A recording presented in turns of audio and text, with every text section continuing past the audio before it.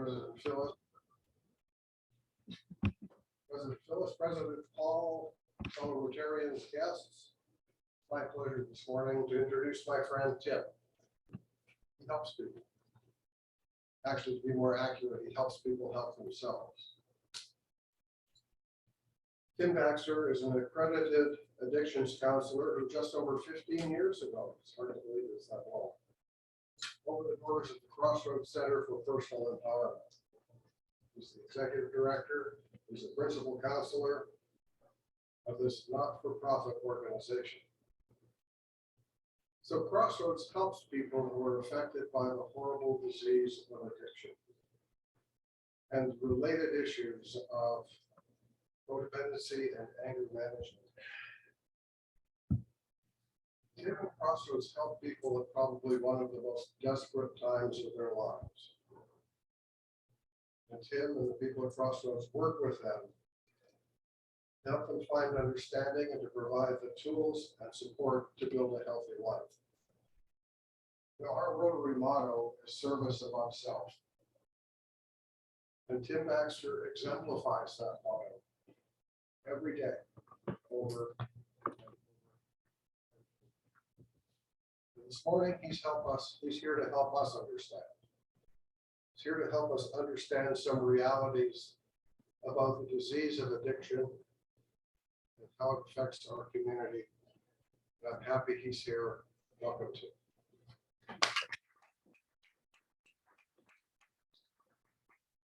Just tell me when you want to advance the slide, Tim. Okay, thank you. Okay. Last week, there was an issue that arose about training high school students to use the life-saving tool naloxone. A lot of people don't really know a lot about naloxone, so, and a lot of people are frightened by that stuff. So it's important that people understand the struggle of addiction.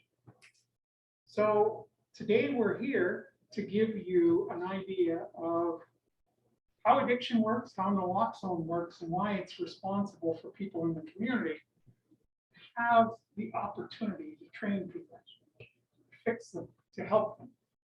I've applied naloxone to a client on the floor of my office who went into overdose. I don't know how many of you know people in your lives that are struggling with addiction, but it's a very, very, very relentless disease. I wouldn't be able to do what I do at Crossroads without the likes of Bruce Taylor and Blaine Weiser.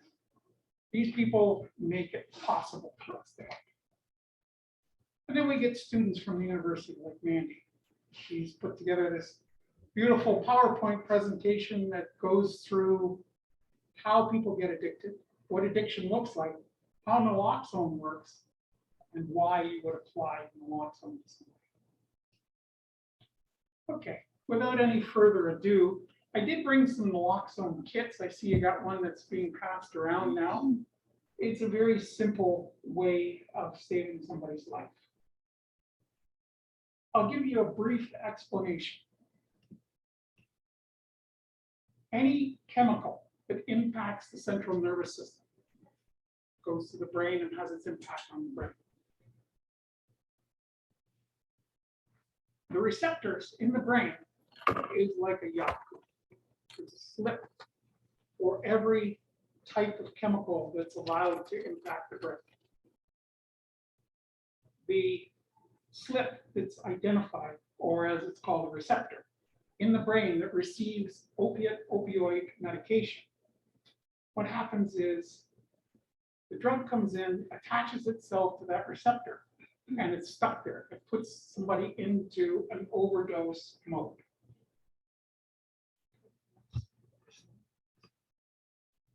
Now, once somebody's in overdose mode, basically you have a very small window of opportunity to apply this life-saving drug to be able to release the drug from the receptor. And at that point, you have 15, tops 20 minutes to get that person to the hospital to have a more permanent solution. Because the drug will come back to the receptor on the brain and back in overdose. Okay. A lot of people, when naloxone first became popular, were very reluctant to utilize naloxone. I don't know how many of you are familiar with the Good Samaritan Act, but there was a number of years ago, there was a very significant concern that if somebody applied naloxone and the person, whatever, didn't come out of the overdose or it had happened too early on and they passed away, there was concern about responsibility being on that person who attempted that. So there was a lot of organizations, places, and ideas that people were not allowed to use naloxone. For the longest time, first responders, in most cases, weren't allowed to carry naloxone. They're the first person on the scene in most cases if somebody gets a call. So it became a dilemma. How do we help people if we're running the risk of putting ourselves in financial disparity because we're being sued because the person passed away? So they come up with this Good Samaritan law that says whoever is doing something in earnest to help somebody cannot be held responsible if, God forbid, the worst thing happens. So that in itself kind of opened up the idea of helping people. Can I get the next slide, please? Most of you are aware of the term opiates or opioids. Opioids are man-made. Opiates are naturally existing drugs that come from the opium pot. But it's the opioids that are the very, very, very dangerous things. Most of all, today we hear about a drug called fentanyl. Fentanyl started out, it was in patches that people would put on their arm and they would stay there for 3 days and it would disperse through the epidermis, the medication that was needed. Then they found that it was very difficult because they were scrutinizing fentanyl patches very significantly, and so they should have. Most people are aware of what morphine is. Morphine is a post-operative medication used to help ease pain. Fentanyl is 100 times stronger. Think about that for a minute. 100 times stronger. And carfentanil, the granddaddy of them all, is 4 times stronger than fentanyl. Carfentanil is actually an elephant tranquilizer. Can you imagine purposely ingesting or injecting something that's designed and built to take an elephant down? That's how addiction works. You get so overwhelmed with the need to get higher than you got the last time, to get more of a sensation of the high, if you want. It's not a good place to go. It's important that we understand what this looks like. And the more you understand it, the better off it's going to be. When you Sorry to interrupt, but I can't see any of the slides. It's still on. Might have to do this differently here.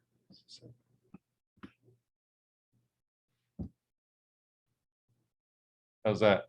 Okay. That's the same slide. Did I go too far? It's the same slide. It didn't go up. Oh, for crying out loud. Jim, while they're doing that, quick question. Sure. When people that are addicted to whatever substance, It's got to go in Yes. slideshow mode. how long is that addiction typically? Like, is it a lifetime or a regular cycle? Cursor. Well, it depends on the drug that you're talking about because different drugs impact differently. There's a number of category of drugs that people can get addicted to. There's opiates, opioids, benzodiazepines. Those are the sleep medications and the antipsychotic medications that people What's find going on? they can abuse to enhance their abilities to do things. Addiction can, in fact, last a lifetime, but it can also be changed. How we define addiction is there's 5 stages of use: use, overuse, abuse, dependence, addiction. And each of those has particular criteria to be determined where you're at in the use cycle. As the second last one, dependence means that your body becomes dependent on that substance. And then addiction means that your body withdraws. It goes into very, very negative situation. You are in a very undesirable way. Most places, when you talk about an addiction, strongly recommend that you contact withdrawal management through the hospital and go in and do it under a medically controlled environment. Because it takes quite a bit for somebody to reverse an addiction. It really does. It takes commitment, focus, and a genuine want to make it different. There's a saying in addictions that says, relapse is part of recovery. So that means that people who get to a place where they're addicted, where they suffer withdrawal symptoms from not having their drug of choice, that's a very significant component of what's going on. They need to be able to free themselves of the withdrawal symptoms, because that's what keeps bringing them back. They feel sick. The way they escaped that feeling before was with use of the drug. All of a sudden they feel better. They feel enthusiastic. They feel good. They feel charged up until the drug wears off, and then they go into withdrawals again. When we get to the, Is that where you want to be? no, the next one, please. Okay. We have a short video Oh, boy. here that Mandy found for us. I'd like to see if we can. Maybe Mandy can put it. Want to apologize in advance for all this. Okay. If you wear glasses or contacts, you must see this. An award-winning doctor reveals an astonishing, natural way to reclaim the 20/20 vision you were born with in record time. Do you know, vision problems have absolutely Hold on. Normally, your body is a delicately balanced Mandy, do you want to try this chemical out? system. Taking extreme amounts of the drug can throw it so far off balance that it can't recover. That's called overdosing. There are lots of ways to overdose. The overdose. Need to switch on the share screen to whatever the video is. Yeah.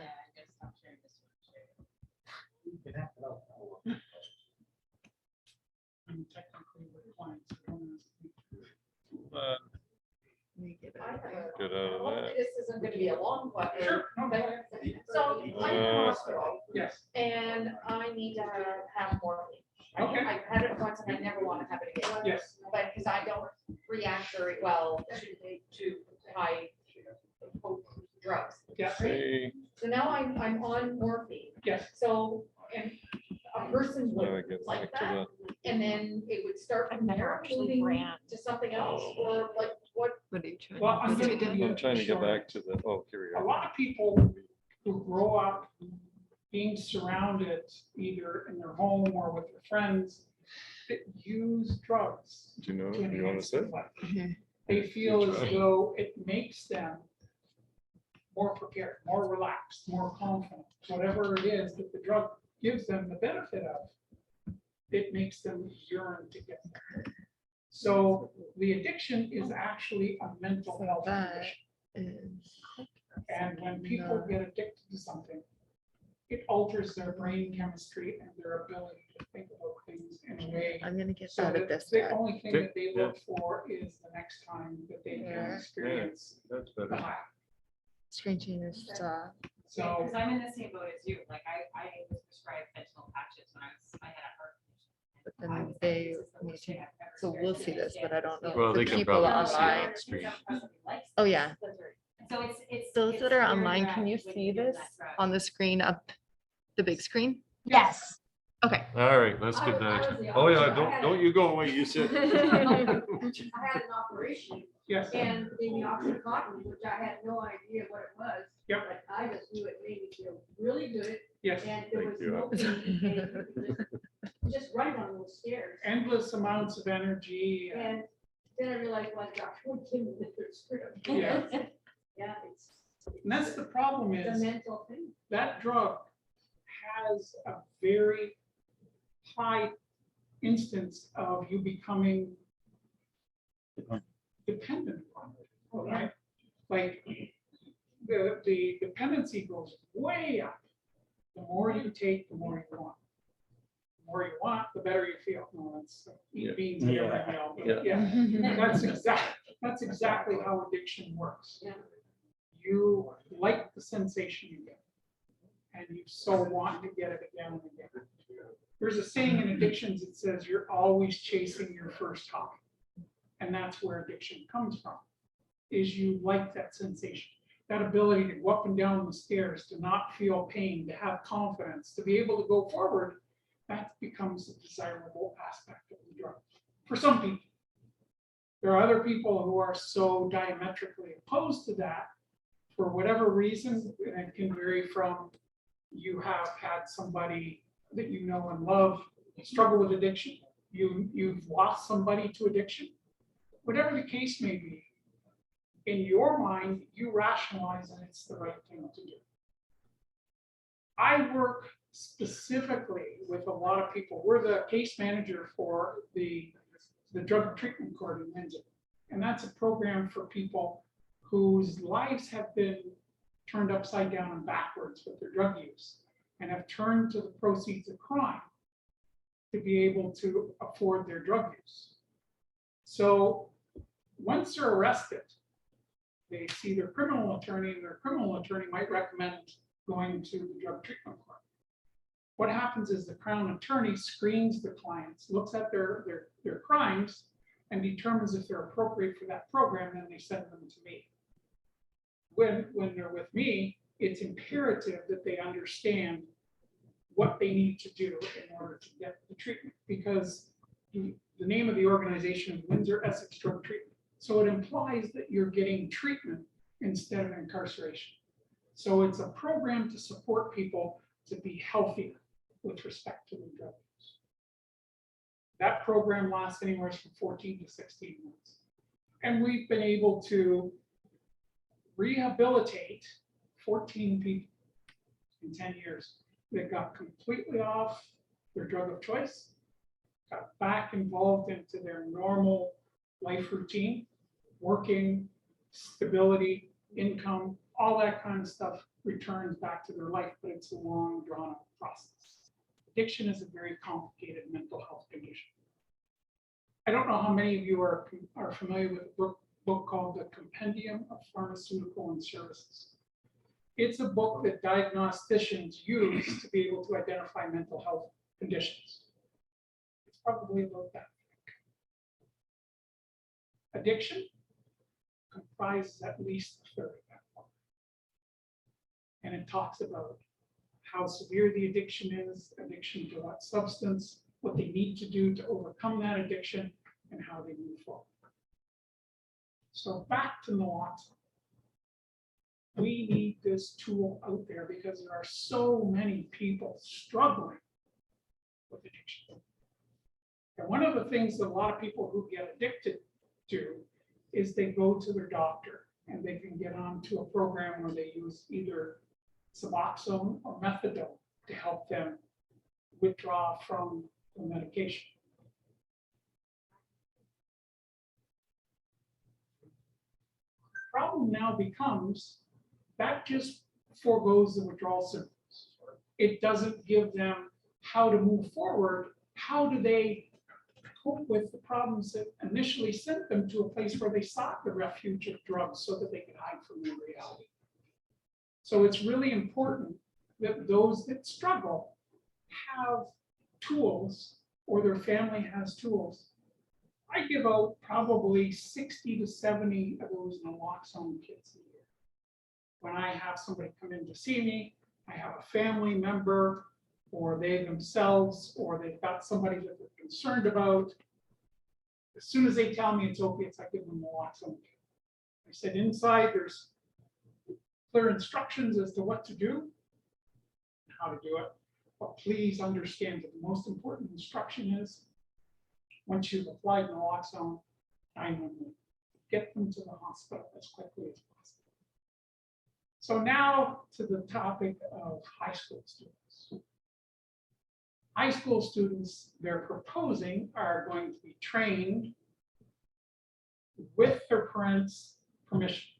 This isn't going to be done without parental permission because it falls outside the scope of what a school would do. But in my mind, I would say the number of people, students of that age group who don't know somebody who struggles with addiction or haven't seen somebody who's struggling or know somebody or they themselves are struggling with. I think the idea of training students who have their parental support and have a genuine desire to help someone is a wonderful thing. I had the media come and see me and they said to me, well, don't you think that's a very stressful situation for students to be put into that position?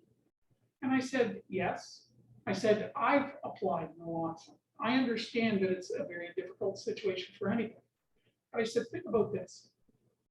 You're a student, you're 17 years old, you have a friend of yours you know is struggling with opiate use, and they're in overdose mode. What's going to be more stressful? If you are not trained and don't have the equipment and you watch them die, or you apply naloxone and save their life. So I'm not implicating or advocating for everybody to do it because I don't think that's appropriate. But there are people out there who would benefit a great deal from knowing how to and being provided with a kit to be able to potentially save someone's life. Thank you very much for the presentation, Mandy. It was really helpful to have that here. Are there any questions? We didn't see the video. Do you want Do you want to play Is the that what video? Randy looks like without Sure. glasses? We on? got I'm 5 gonna go minutes. sit down for a minute. My knees are Yeah. yelling at me That right gives you now. a 6-minute break, right? Yeah. Normally, your body is a delicately balanced chemical system. Taking extreme amounts of a drug can throw it so far off balance that it can't recover. That's called overdosing. There are lots of ways to overdose. The overdoses you're probably most familiar with involve your brain.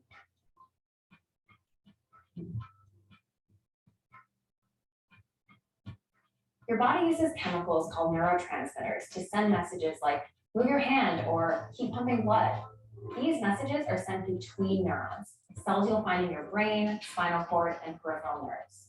Neurotransmitters from neurons are released into a space between cells called a synapse, and then bind to receptors on another cell. Think of a synapse like a traffic light.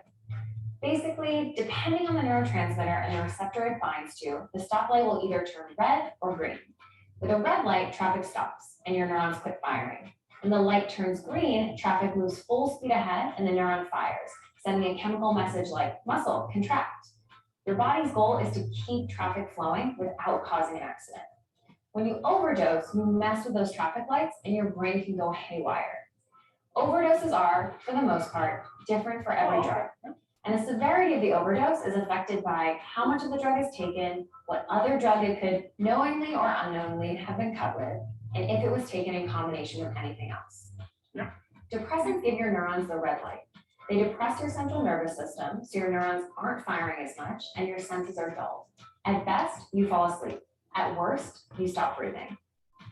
Chances are you're familiar with one readily available, easy to procure depressant, alcohol. And blacking out during a night of drinking would qualify as an overdose. Normally, a neurotransmitter molecule called gamma-aminobutyric acid, better known as GABA, binds to its receptor on a neuron and stops the neuron from signaling to other cells. GABA makes your neurons chill out. Alcohol molecules can do a bunch of things, and one of those things is binding to GABA receptors, so they're getting that stoplight even more often, and your brain slows way down. When there's too much alcohol in someone's bloodstream, they become dehydrated and can lose consciousness.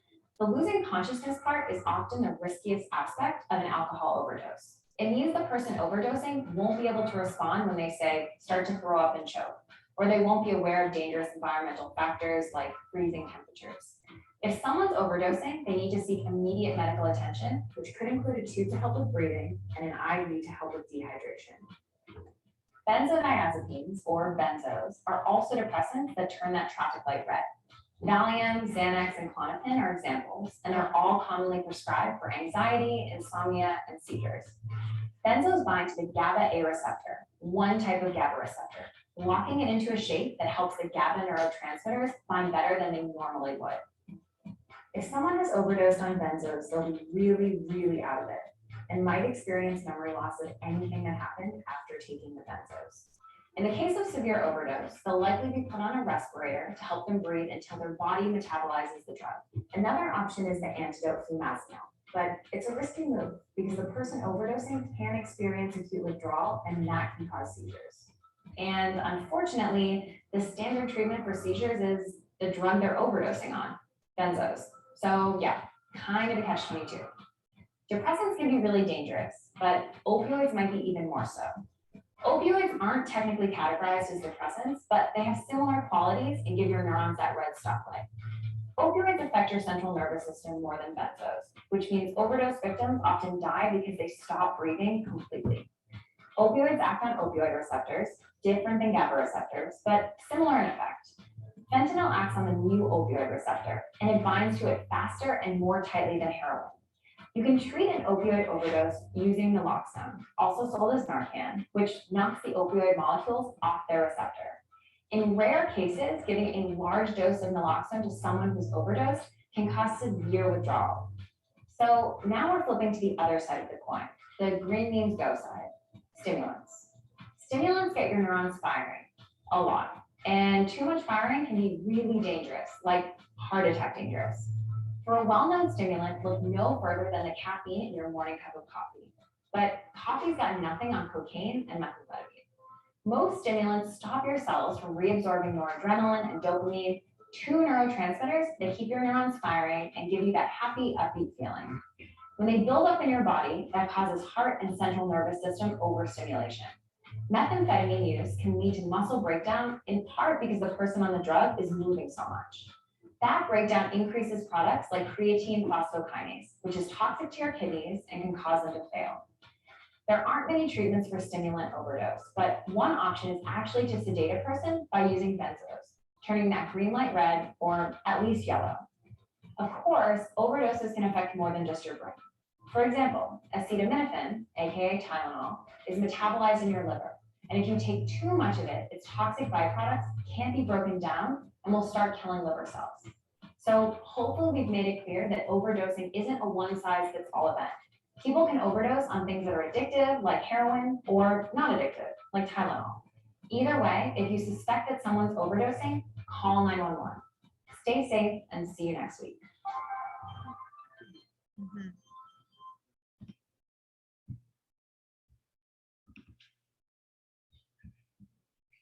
Okay, visual aids.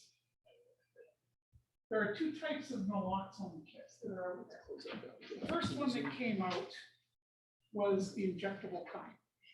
Many people are apprehensive about using the injectable kind because I don't know how to get the drug into the needle. I don't know how much to give. In each of the kits, there is clearly a step-by-step instruction about how to use naloxone. There's training courses. The course that they would give is so that people don't have a misconceived idea. Randy, could you come up here for a minute, please?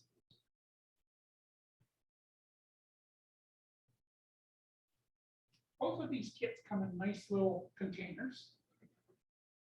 That is the injectable kind, and this is the inhaled kind, which is much more popular. It's a lot easier. There's nothing to measure. You just apply the inhaled kind. This one you have to put into the arm, into the fat of the arm, just like your COVID shots that you got. There are very specific instructions, and as long as you follow that, including calling 911 after, you're going to be okay. Okay, you've done your best, you've done what you can to help that person, And that's really important. Thanks. Now, if the person, you say that, it's been said that that stuff, that you stop breathing, Yeah. how can you do the breathable kind, or the Well, inhaling kind is what the the word. first thing they do is they suggest that you do the assessment. Shout and shake, call 911, give naloxone, and then perform CPR until the ambulance gets there. Because like I said, an overdose just shuts down the breathing, Right. but you've got to clear the drug out before you can apply the naloxone.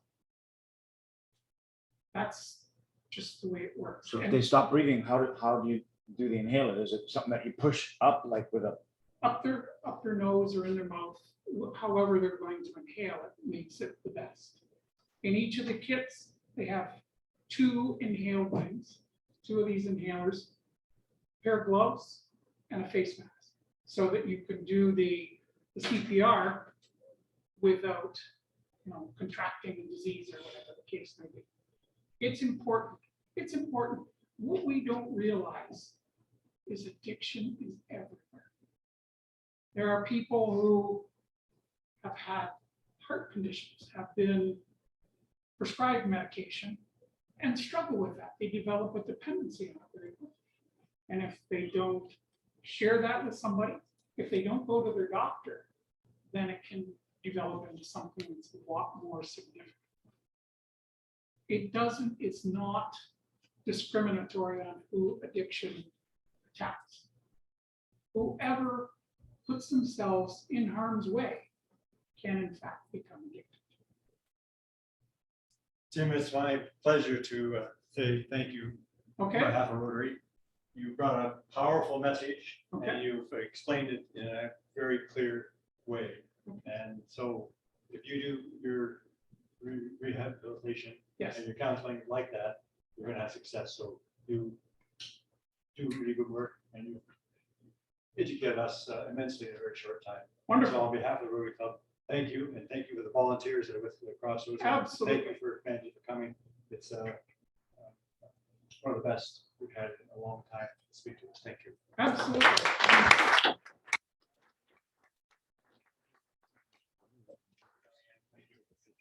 Volunteers that are with Crossroads, thank you. at least by the Yes. end of the meeting? Thank you. So we can. Yeah, I just want to put in, it's so good that Tim is here, and thank you for having him and for having Crossroads. I just want to put a plug in for another organization. Move in, Bruce. There, After I move Now to you're my in. right spot. now you're in. Crossroads is a not-for-profit. So they provide services for Green Shield, for private paying patients, for all of that kind of stuff. This guy doesn't turn anybody away. He helps everybody in every possible way, from having them mow the grass for counseling treatment to clean the floors for counseling treatment. Wow. I want to put a plug in for an organization called Great Day. And if you know Tim, he always ends most every conversation or message by saying, "Have a great day."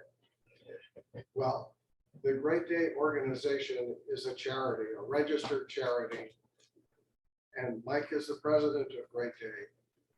And we raised money so that people who don't have anything can get counseling at Crossroads.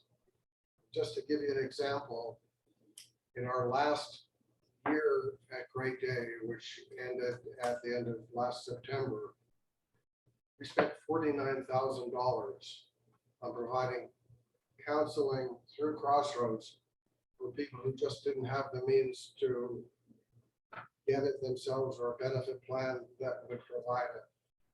And I haven't done the exact math, but that's between 600 and 700 hours of counseling. So, and as Tim has said, withdrawal is one thing, but learning to live a clean and sober life is a whole other thing that needs a lot of help. So that's what Great Day does, and it supports the work, the great work that this man and his team does. Thanks. I just want to say one more thing. Bruce Taylor is a very honest man. When Bruce was part of the board of directors at Crossroads, when it became evident that when we wanted to do fundraising, everybody was asking for a tax receipt. And you're not allowed to give a tax receipt from a not-for-profit agency. So we explored making Crossroads a charitable organization, which we got a resounding no.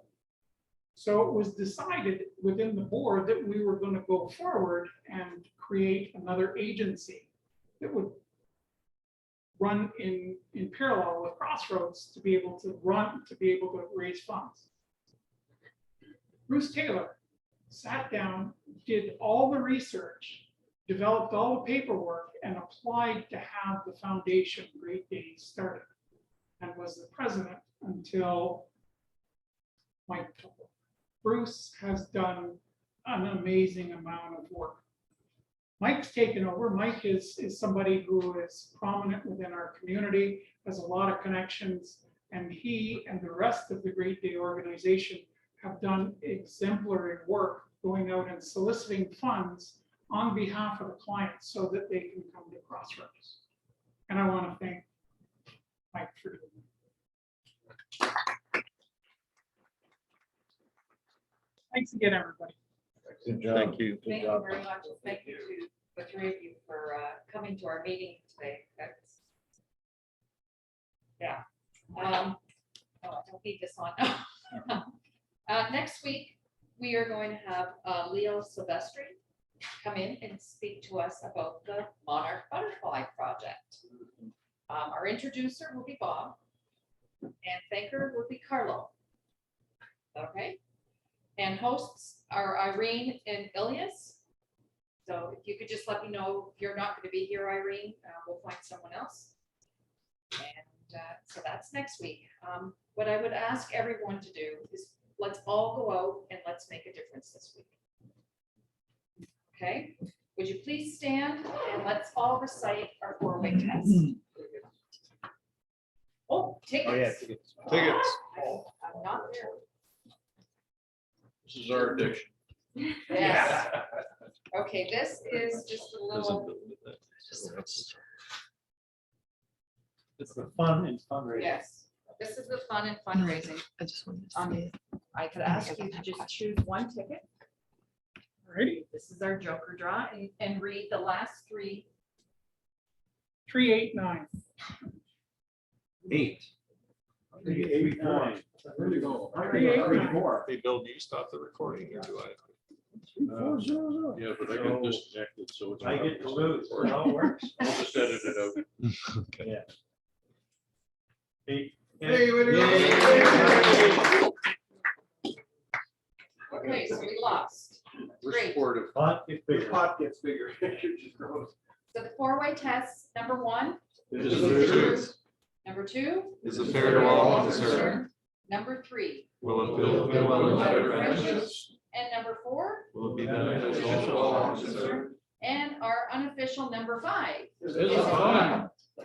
So if everyone could raise their glass and toast the greatest service organization in the world, to Rotary International. Rotary. Have a great one. Pictures if we get.